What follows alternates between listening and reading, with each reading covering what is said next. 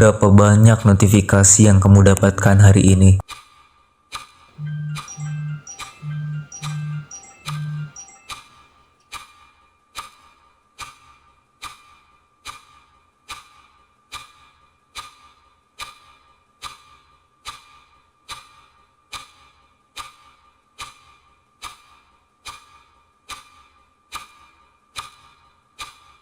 Seberapa sering kamu scrolling di media sosial?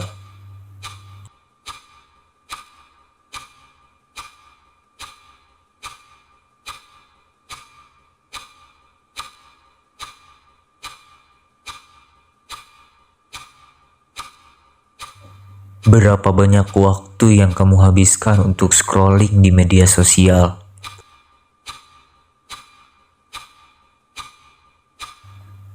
Seberapa sering kamu merasa orang lain lebih baik darimu saat membuka sosial media?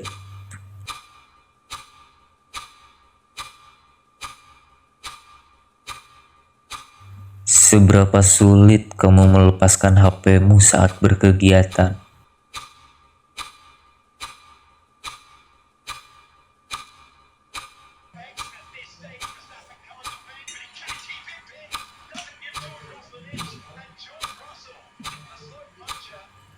Dan ketahuilah seberapa parah dampak media sosial terhadap kesehatan mental.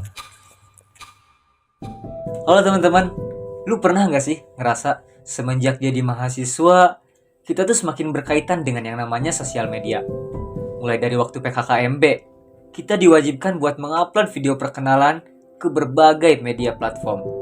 Kemudian, setelah menjadi mahasiswa, kita juga mendapatkan banyak sekali manfaat dari yang namanya media sosial. Kita bisa mengetahui kegiatan apa, acara apa, atau event apa yang ada di kampus. Bahkan, kita bisa mendapatkan relasi dari berbagai macam lini, mulai dari yang beda fakultas, beda jurusan, beda kampus, bahkan mungkin beda organisasi. Pun begitu pula saat kita berada di semester akhir, sosial media membantu kita dalam meniti dan mencapai karir yang diinginkan. Tapi, dari semua dampak positif yang saya sebutkan tadi, ada satu dampak negatif yang sering kita temui di lingkungan mahasiswa, yaitu social comparison. Apa sih social comparison ini? Simpelnya, social comparison adalah membandingkan nilai yang ada pada diri kita dengan nilai yang ada pada diri orang lain. Dan tentunya kita sering menemui fenomena ini di lingkungan mahasiswa. Pernah nggak sih lo ketika scroll, kemudian lo bilang gini, wah, prestasi dia keren ya, gak kayak gua. Wah, dia aktif organisasi, keren ya. Atau, kok hidup dia gitu-gitu aja ya, gak kayak gue. Kalau lu pernah kayak gitu, berarti lu sedang melakukan yang namanya social comparison. Sebagaimana dikatakan oleh Mas William, social comparison sendiri itu otomatis terjadi ketika kita membuka sosial media. Pertanyaannya adalah, lalu apa sih dampak berbahaya dari social comparison ini? Dampak berbahaya dari social comparison, terutama bagi mahasiswa, adalah ada banyak atau sebagian mahasiswa yang ketika ia melakukan social comparison, kepercayaan diri dia semakin menurun. Akibatnya apa? Akibatnya dia menjadi kesulitan konsentrasi untuk belajar, IPK anjlok, kurang tidur, bahkan yang lebih parahnya ia bisa mengalami depresi berat.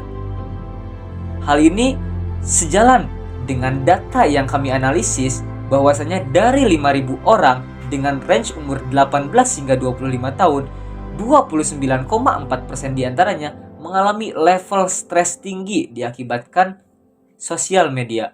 Salah satunya adalah dengan social comparison itu sendiri.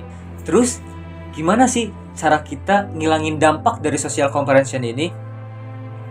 Apakah dengan cara kita jangan membandingkan diri sendiri dengan orang lain saja? Oh, tentunya tidak semudah itu. Karena sebagaimana dikatakan oleh Mas William tadi, social comparison itu akan otomatis terjadi ketika kita membuka media sosial. Atau dengan kata lain, semakin sering kita membuka sosial, maka semakin sering pula kita melakukan social comparison. Jadi, apa yang bisa kita lakukan? Yang bisa kita lakukan adalah dengan meminimalisir dampak dari social comparison itu sendiri. Dan dalam video ini, gue mau kasih 2 tips buat meminimalisir dampak dari social comparison. Yang pertama adalah dengan mengenali diri lo sendiri. Kenapa? Karena ketika lo terkena atau melakukan social comparison, maka akan bermunculan pertanyaan-pertanyaan dalam diri lo. Seperti, bisa nggak ya gue kayak gini? Atau apa ya yang harus gue lakukan? Atau gue layak gak ya buat ngedapetin ini? Dan jawaban yang gak bakal pernah lu temuin kalau lu gak kenal diri lu sendiri. Tapi ketika lu mengenal diri lu sendiri, maka lu akan tahu tujuan apa yang harus lu lakuin, atau potensi apa yang bisa kamu maksimalin.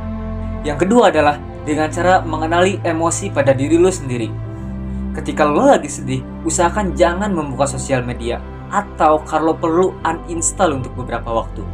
Kenapa? Karena studi mengatakan ketika lu sedang bersedih, maka pikiran lu akan menjadi negatif. Akibatnya apa? Akibatnya lu akan semakin tenggelam dalam kesedihan lu sendiri kalau lu terus membuka sosial media atau terus melakukan social comparison itu sendiri. Maka kesimpulannya adalah sosial media itu bisa menjadi baik atau bahkan bisa menjadi sangat buruk, tergantung bagaimana cara kita menggunakannya dan cara kita menyikapinya.